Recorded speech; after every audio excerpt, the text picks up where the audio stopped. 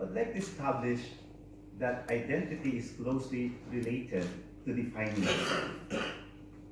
Just like the self is widely discussed and interesting to all disciplines. Who am I? What am I? Know thyself.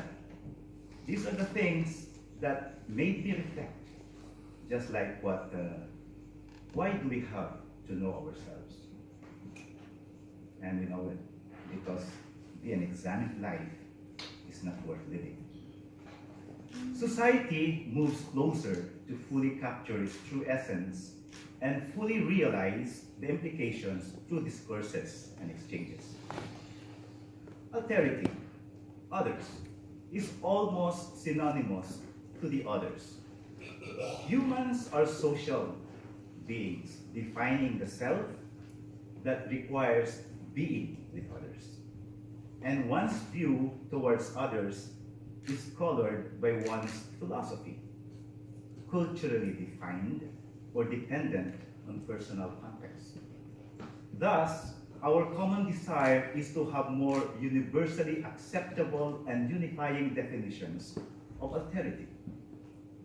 Martin Buber's dialogical philosophy, as one approach, is that it transcends cultural boundaries in its definition of the self and the others. You know him so well. I am studying from the point of view of Asia, trying to analyze him from the point of view of Asia. So early years, he lived from 1878 to 1965, just looking at the context and situation. It's about the war, about the Vatican Council, the church. In his early years, I'd like to share with you that he was an Austrian Jewish from a famous rabbinical family. He had an unexpected mismeeting. Parents separated when he was the age of 3. And then his home in Vienna were with his grandparents. Student years, educated around Europe, joined the Zionist movement, and eventually joined Hasidism. And in his later years, the most famous book, Iron Thou. He wrote also Man and Man in 1993.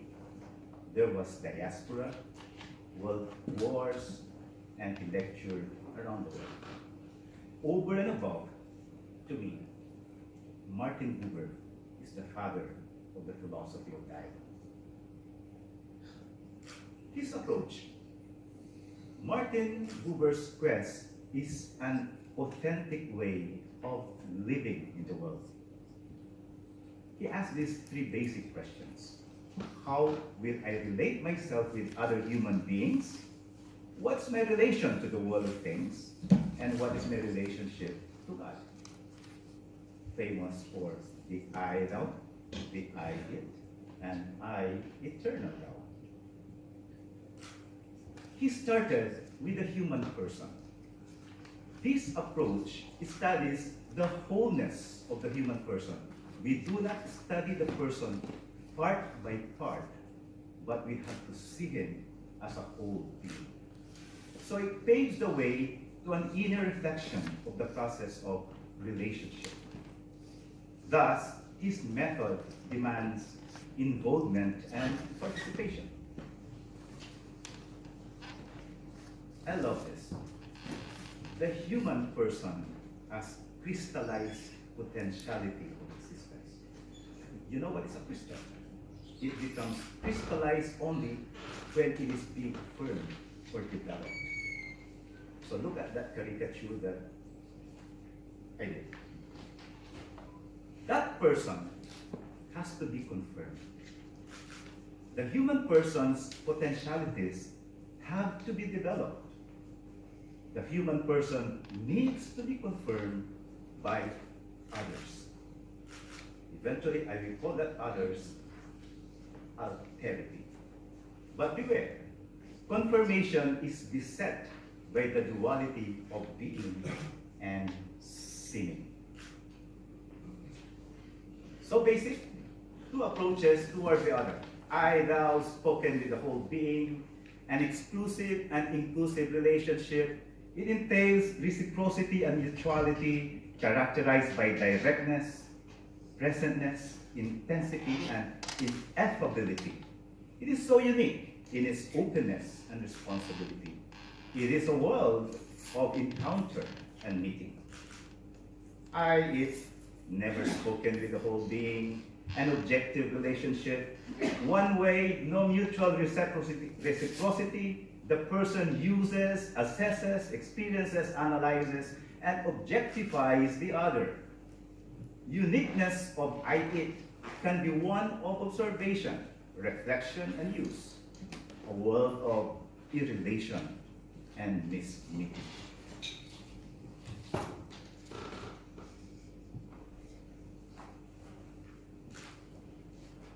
So cute. Okay. Now, who is God? The eternal God. In the writings of Buber, God is He who enters into a direct relation with persons in creative, revealing, and redeeming acts. Look at, I call that the triangle life. The dialogical person looks into the idol towards others, and they meet to God, the eternal God. That's how I see it. God is the eternal Tao in whom extended lines meet. God is the center of the circle of existence, the apex of what I call the triangle of life. According to Buber, the eternal Tao is the indispensable foundation and the real basis of every genuine I-Thou relationship. Without the eternal Tao, the person's relationship with nature and other beings is automatically doomed to become sterile on the level of I. The eternal Tao then is the ultimate and absolute person who makes possible every I-Thou relation. You have heard of dialogue, real versus pseudo dialogue. I look at the implications in the I-Thou. The I-Thou has the life of dialogue.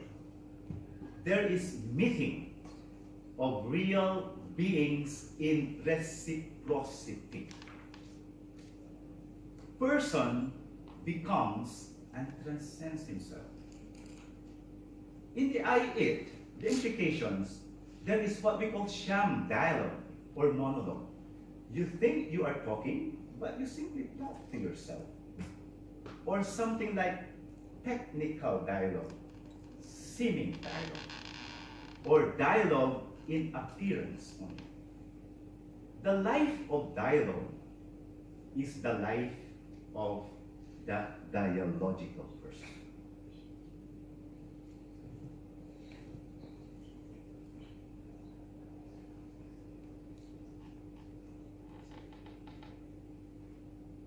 All right. Characteristics of the dialogical person. He lives authentically and totally with other people. A dialogical person is a religious person. He commits his whole being in God's dialogue, stands firm through dialogue. Thus, the dialogical person is essentially oriented to God. Lifestyle, how do I apply it? It develops today two prevalent errors during the time of Martin Buber. Collective lifestyle does not see the human person at all. It sees only society and the common good. Individual lifestyle sees the human person only in relation to himself.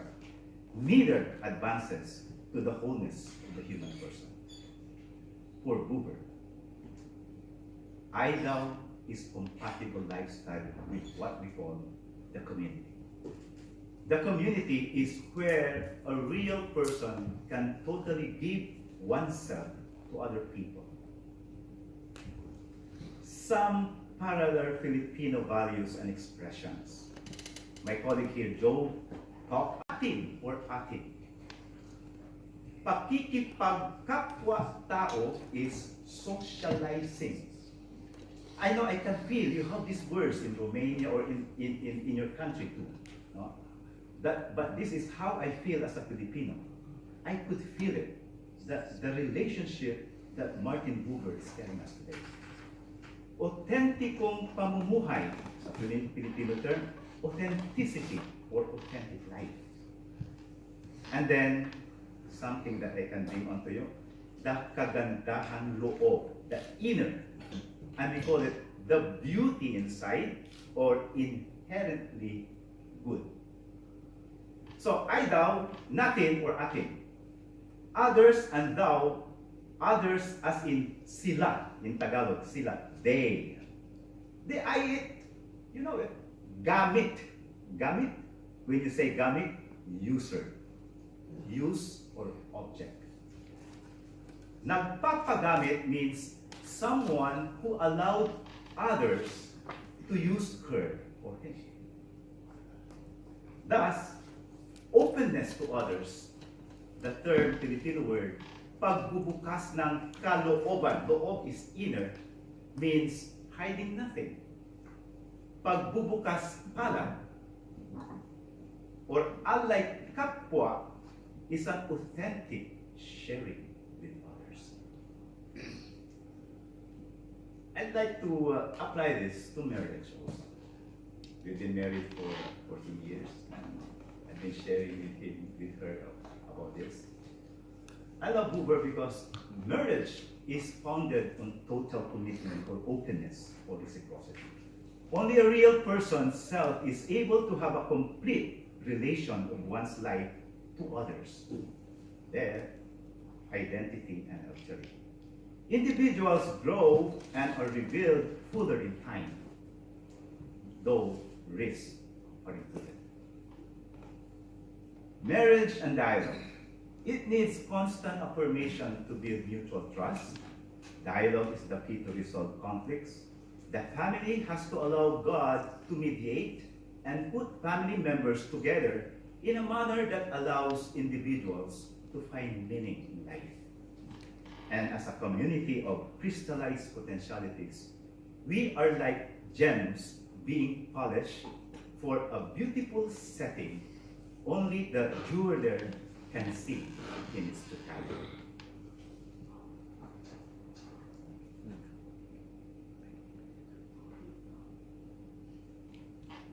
I used to be a monk.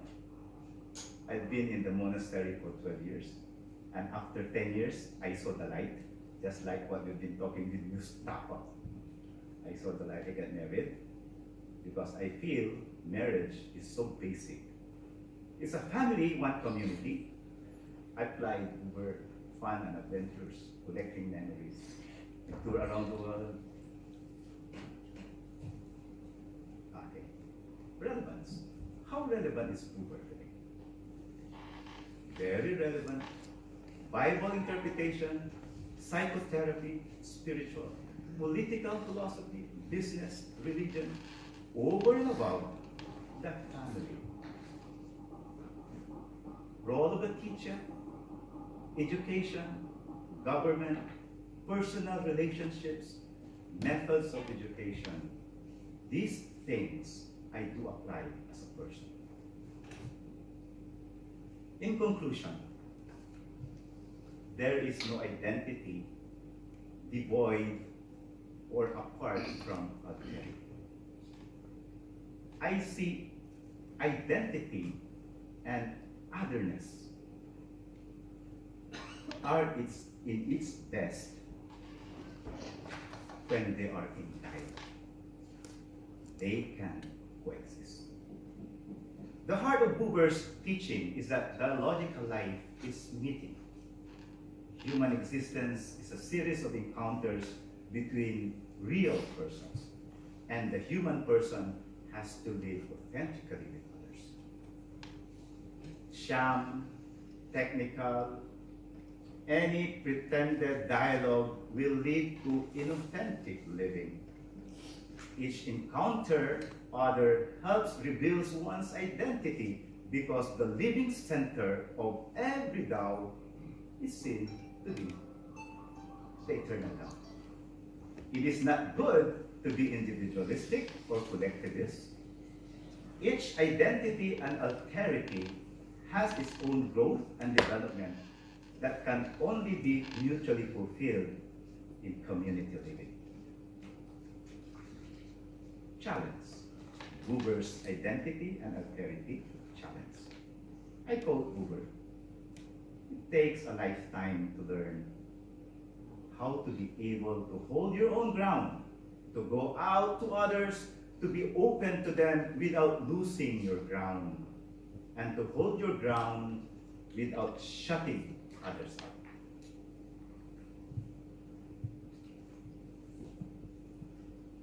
Thank you for listening. That's my time.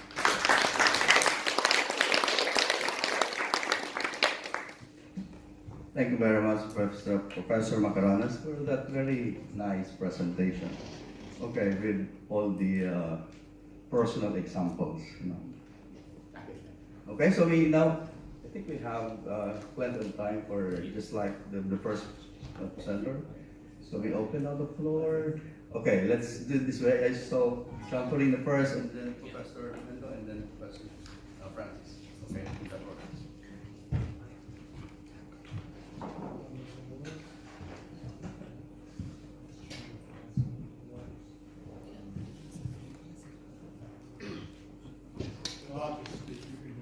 Yes, yes, yes. So you start off with the Socratic maxim, right? Right. Yeah. The unexamined life is not worth living. But what strikes me is that's intention. The ideas contained in that maxim are intention with this whole idea of dialogue. In this sense, my critical self-awareness determines my worth as a person. The unexamined life is not worth living. That premise, I can't apply that premise in dialogue with others, can I? Really?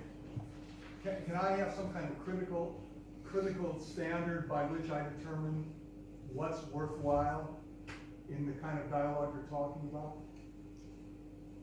It doesn't, this kind of radical openness to the other determine that I abandon that kind of thinking? Okay, when I say, of course, it starts with the self. Know yourself. Well, I was reading Socrates when one of his students, teacher, why do we have to know ourselves? Because the unexamined life is not worth living. To me, the dialogue that I'm talking about here of before you get to know the others, before you get to know the people, I start my basic premise from the self. Know yourself. It's to me like the song, learning to love yourself is the greatest love of all. So to me, no other greater love than to lay down your life. So basic Christian teaching. Do not do unto others what you do not want others unto you. Starts from the self. I can see others. I can only see others if I know myself. But not too much, because when you love yourself, you become narcissistic. Remember Narcissus? So that's my framework. And I love that because Buber might not be Christian. He was Jewish. But the philosophy behind the dialogue starts with the I now, the I. And it could be a prelude to an authentic dialogue. Okay. Well, I don't want to dominate this thing, Yes. but it seems that a critical standard of awareness can't be the value of the work, cannot be the measure of the work of the person.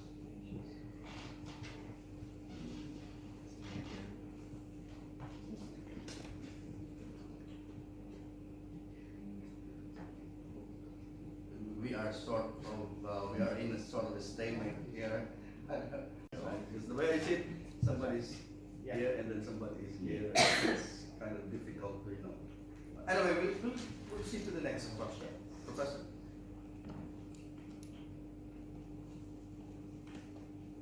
Well, That is not okay. I can hear. I your think voice. you can hear me. Okay, thank you, Juan Rafael. I think I very much agree with everything you said about Buber, with one big exception. Yes, sir. Somewhere you said something like this. Martin Buber was the father of the dialogic philosophy. My humoristic question is, if he was the father, who was the mother? All right. And It's with that question, I want to call attention to Yes. Franz Rosenzweig, as you may guess, and Jim knows. uh-huh. Because I and Thou is from 1923, Yeah. and the Star of Redemption, Rosenzweig's Star of Redemption, is from 1921. Okay. When they met, they became close friends, very close friends, Franz Rosenzweig and Martin Buber. And they collaborated in the translation of the Torah from Hebrew into German, and their mutual philosophy translation is still very much followed today. But they disagreed, or better, Franz Rosenzweig disagreed with the I-it relationship put by Martin Buber. Rosenzweig considered that building the heat around the human eye, the human mind, Yes. would be too much of an idealistic mistake, of an idealistic approach. Well, perhaps it's a question of stress. Perhaps Buber was too much personalistic, Yeah. and Rosenzweig were more metaphysician. I would like to hear you about this distinction. Me as a family man, as a teacher, as a philosophy and theology teacher, I am always open to a relationship that's metaphysical, physical, because I am open, regardless whether it is metaphysical, spiritual, but their message is an encounter.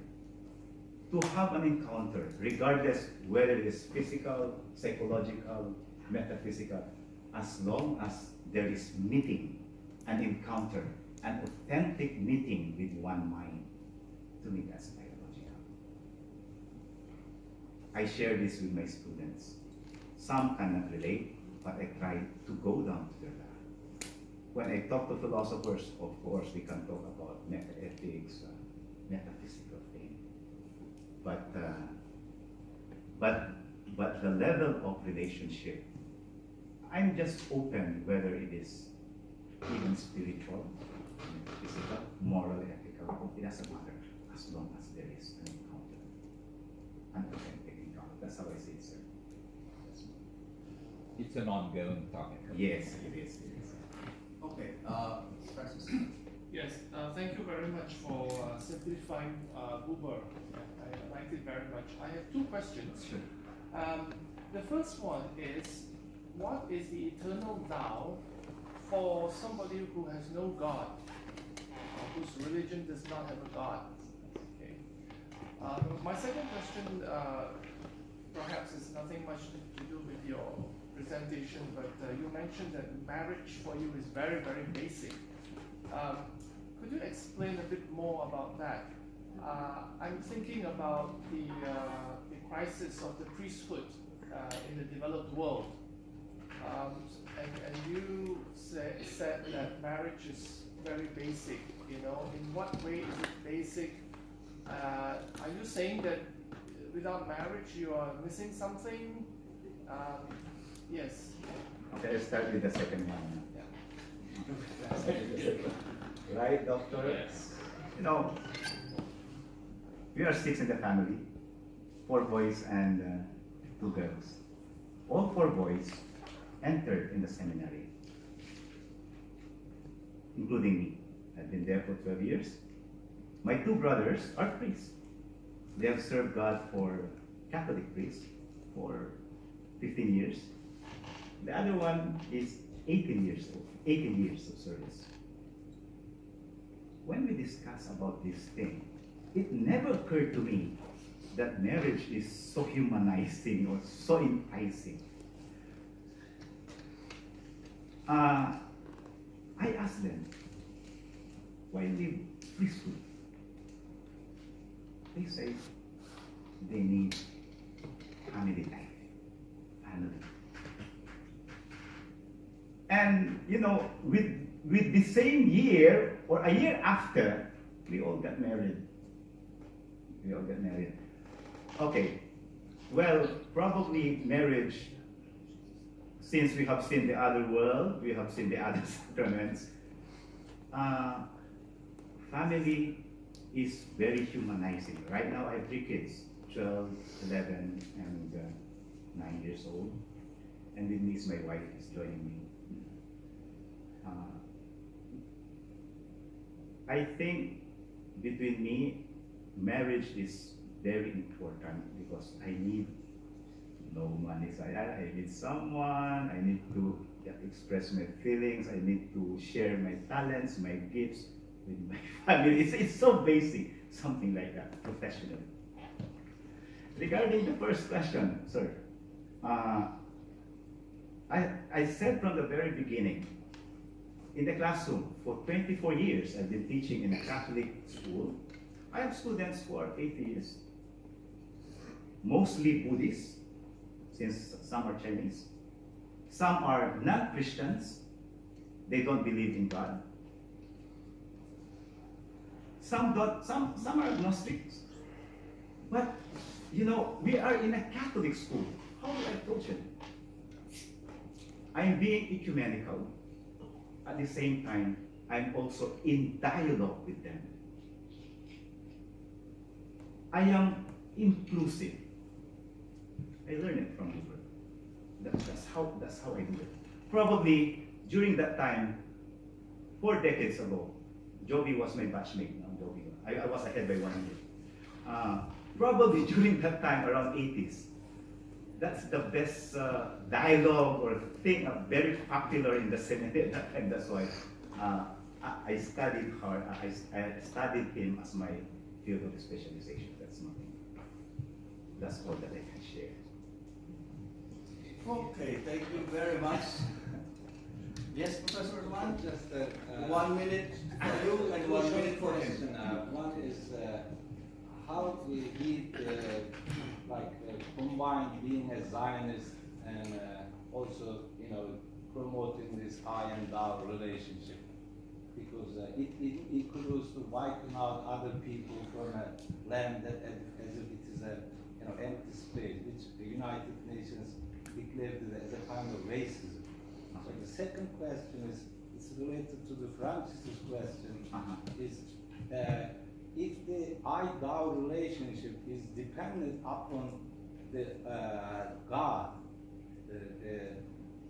that means persons are nothing, because we need always the God's saving power.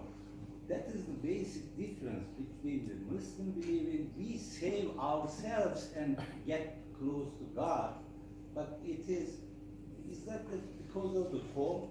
So we have to be saved by God? Okay. Yeah. I am also a philosopher. I don't believe that, you know, it is imperative to believe in God to be saved. I always tell my students that a good pagan can be better saved than a bad Christian, regardless of your religion, regardless of your belief. There is always respect. I have that frame of mind of Vatican II, being ecumenical Christians and being in dialogue, always in dialogue to other religions.